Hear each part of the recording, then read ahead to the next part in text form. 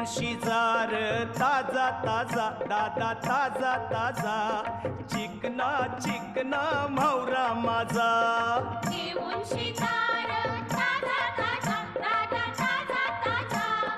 चिकना चिकना म्हावरा माझा घेऊन शिजार ताजा ताजा दादा ताजा ताजा चिकना चिकना म्हावरा माझा घेऊन शिकार ताजा ताजा दादा ताजा ताजा चिकना चिकना म्हावरा माझा